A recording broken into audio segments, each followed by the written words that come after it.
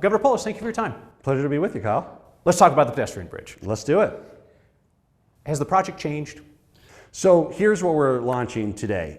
We are trying to figure out whether people want to see a pedestrian bridge at the Capitol. And so we are launching a survey today, a statewide survey, co150walkway.com. So we describe the project. It takes less than 5 minutes. So co150walkway.com, I encourage you to fill it out. It'll be up through Monday night. So we're hoping to get thousands, tens of thousands of people to say whether they want to see this done or not, because now's the time where we need to figure out. It's our 150th birthday next year. What we're asking people is, do you want to do the walkway? Do you not want to do the walkway? We're describing it. We're even going to put up your video, what people are saying, so people can see how you don't like it and Sure. Make their decision. And then if they don't want it, what do they want to see the state doing? Should we do smaller projects in other parts of the state? Should we do nothing for 150th birthday? So we just ask 4 or 5 questions, get a quick sense of where people are. We want to make it as unobtrusive, as easy as possible to have your voice count. So, online survey. I can't tell if you're looking for a justification or looking for an escape route. Well, I'm hoping it's clear one way or the other, Kyle, right? Like, what I would hate to see is 50.1 to 49.9. I'm really hoping 60, 70% of people want to see a walkway. 60, 70% of people don't want to see a walkway, want to see something else. If it is a walkway, I need to get to work, because I need to raise a lot of the money for that. It's about 8.5 million public, about 10, 12 million private. So I would need to raise that if we go that way. If we go other way and do smaller projects in other areas of the state, we can see if there's local matching funds we can raise for those. But now's really the time to figure that out. Our birthday is next year, and we want to make sure that Colorado's celebrated in a way where we're proud to do that and feel ownership of it. You know the internet, so you know the internet surveys are notoriously easy to game and manipulate.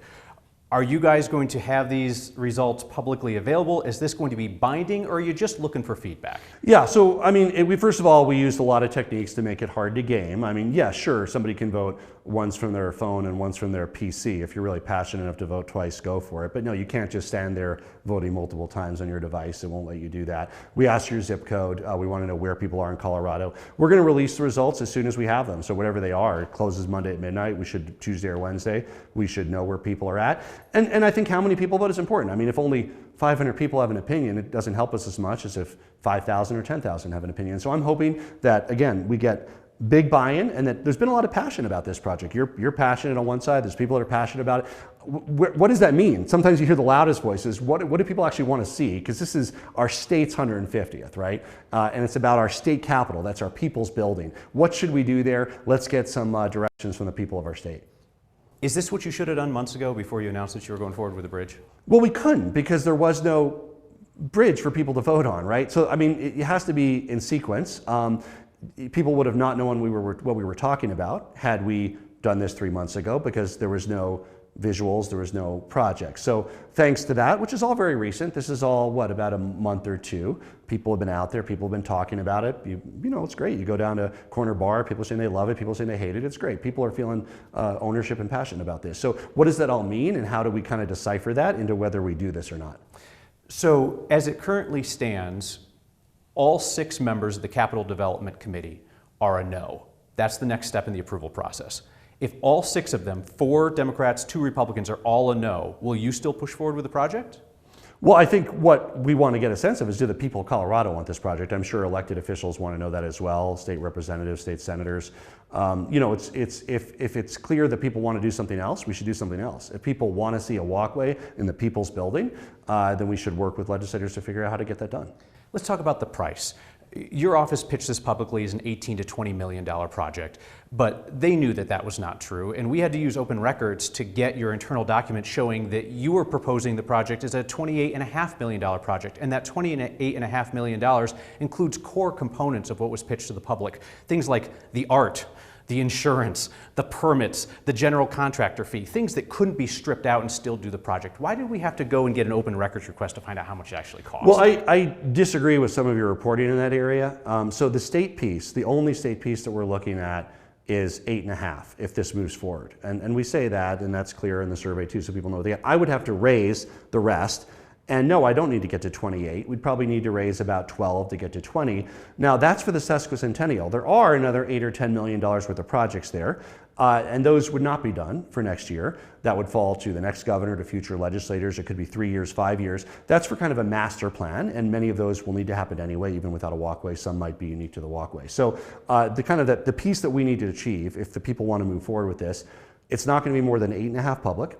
And as I said, I would need to raise about 10 or 12 million from donors to make it happen. But it's your own office's documents that break down what's included in that cost and what's not. And again, the fee for the general contractor, your permits, your insurance, the $2 million for art is not included in the $18 to $20 million you're talking about. That's in the ramp up to $28.5 million.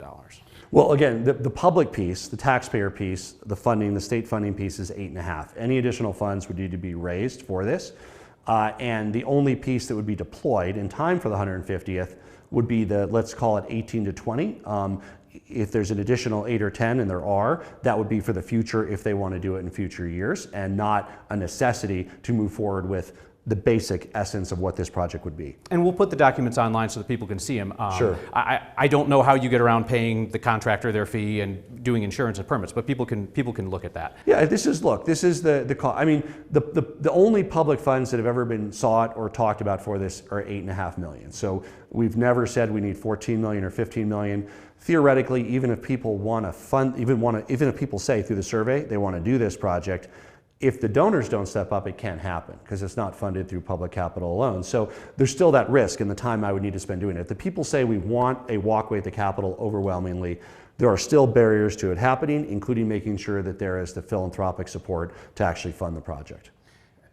Your philanthropic supporters, those folks, that's their money for them to spend as they wish.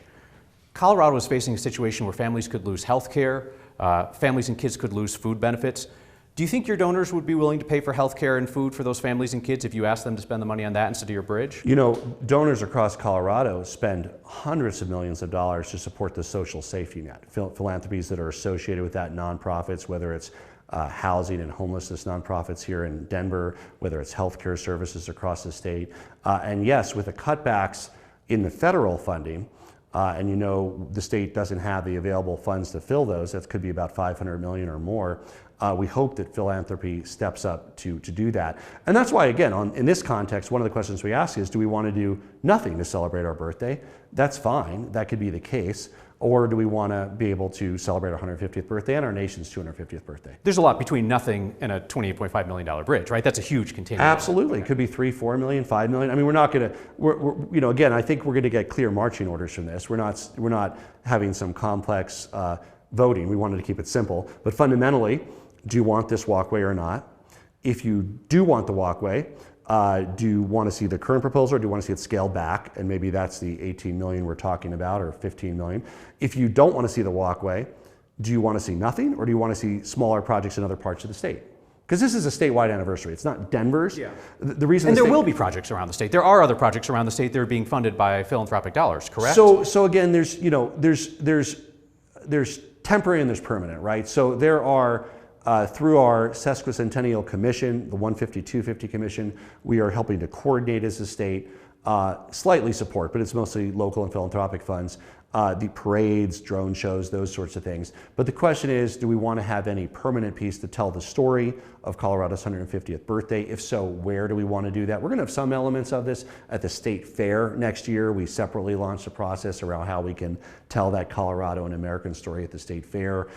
We actually had a call with the Secretary of Agriculture just a few weeks ago where they challenged every state fair to kind of be part of that American 250th anniversary. We're the only state that at the same year also is celebrating our birthday. We're the kid with the Christmas birthday. So it's really, you know, challenging to figure this out. In fact, one of the questions we asked in the survey, which are you more excited about? America's 250th birthday, Colorado's 150th, or both equally? And that will factor into how we kind of brand these festivities. Is it about America first with Colorado underneath? Is it about Colorado first with America underneath? Is it equal billing? Just to kind of get a sense of where people are about which one they kind of want to celebrate more and talk about more. So I think we're at our allotted time, so that means I just have 2 more questions. So let me ask you this.